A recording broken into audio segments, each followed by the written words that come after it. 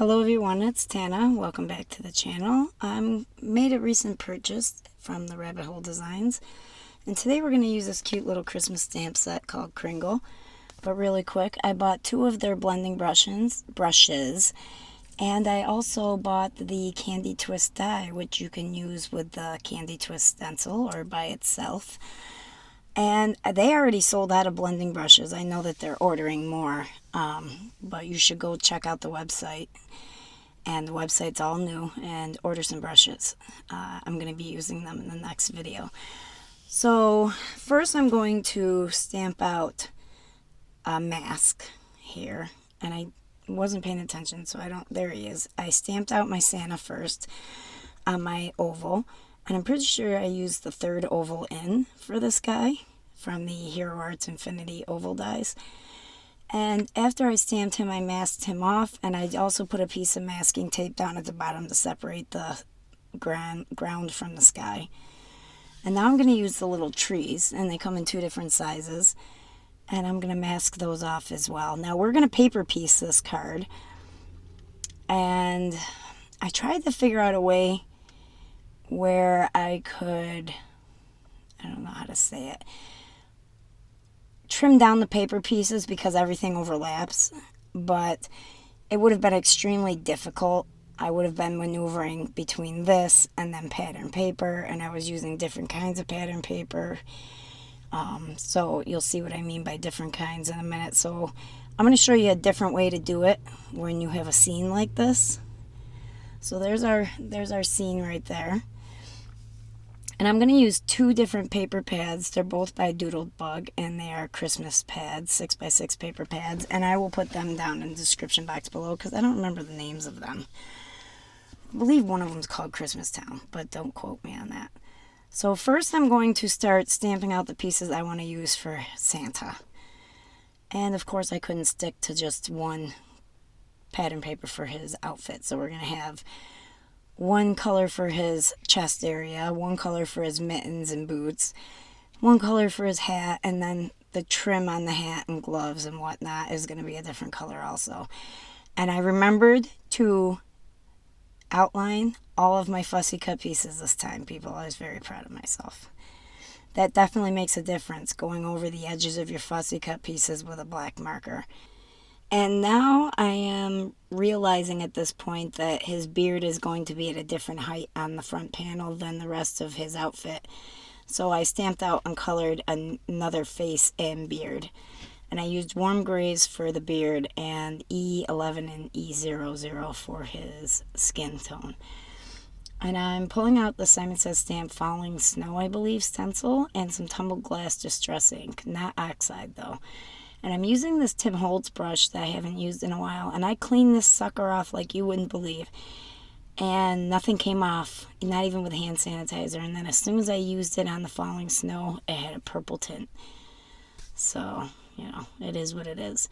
I decided, I was very tempted to cut around all my images and start a new oval. But in the end, it really did not make or break the card. So now we're going to use some ice spruce down towards his ice skates. And I'm still not sure if I like the ice spruce or not. It needed some color down on the ground. I didn't want to leave it white, but I don't know if that was the color that I should have used.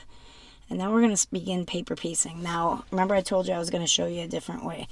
So we're going to start from the images that are behind and work our way forward as if we were masking, because you want those pieces that should be covered up overlapped by the top pieces. And that's how we're going to get out of doing some very difficult fussy cutting and paper piecing and stamping over and over and over again on pattern paper. And it makes it much easier. And the paper's so thin, it doesn't create any like lumps on the paper. You can't even notice when everything's all said and done. So I was very happy with the cheat, because the other way would have been very unbearable for me for this card. I don't like fussy cutting, and I don't like a lot of masking. So I don't like fussy cutting, but I always fussy cut. Even if I have dies, I usually end up cutting the white border off. Now we're going to use some Firestone Red, I believe it's called, iridescent mirror cardstock from Tonic. Now, I think this is new, and I bought the value pack of all iridescent mirrored cardstock. There's some pretty colors in there. And we're going to take that Candy Twist stencil and dry emboss that through the die cutting machine. Now, every die cutting machine's different. I had to use both my cutting plates and my plastic shim to run mine through, and I ran it through twice. Now we're going to use a little curvy sentiment strip that came in the stamp set and some white pearlescent Tonic cardstock to stamp out that sentiment strip and heat emboss it with Ranger Gold embossing powder. Powder up that pearlescent cardstock good, or you're going to have gold speckles all over. And now I'm trying to figure out what sentiments I want to use, and it comes with Merry Christmas, and then Wishes, Jingle, XOXO, and Ho, so you can repeat ho ho ho. I decided to go with Christmas Wishes, so I put Wishes on there, and then I realized I'm not going to get this in the right spot, so I just stuck that sentiment strip on the top of the Misty door, and then placed my sentiment strip where it needed to be, and adjusted it just a little bit, and that's it, we're done. No more playing with the curve in that sentiment and making sure it's in the right spot. Just covered up the word Merry with a piece of purple tape and stamped that with my Versamark and some more Ranger Gold embossing powder. I wanted to tie that gold embossing powder in with the rest of the cards, so I decided to finish the edge of our oval with the same embossing powder. It turns out really pretty. I like the look it gave embossing the edge. Rabbit Hole Designs has a whole new website, and you guys should really go check out everything new they have there. They've got some really cool stamps that just came out, and I wish I could buy the whole store, but you know, I wish I had $1 million too. So I'm going to use some dollar store foam tape and some glue and pop that sucker up on the Tonic mirrored cardstock to make sure it stays put. And then we're going to do the same thing with the sentiment strip. It needs a tiny piece of foam tape on the end there where it's going to hang off the oval. And the rest can be glued flat to the card. And you notice I covered up that little spot where the ice spruce hit the tape mark from cutting out the oval.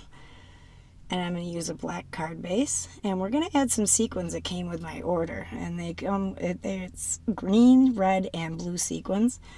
Confetti sequins. And I'm just going to place some kitty corner there. And that's it for this video. I hope you guys enjoyed this card. I love Christmas in July. I hope to get a couple more videos out, but we'll see. It's going to be a busy end of the month. And don't forget to hit that subscribe button and the notification bell, because I have at least one giveaway every month. Sometimes I skip a month and then do two giveaways the next month. And it was nice hanging out with you guys, and we'll see you next time. Bye-bye for now.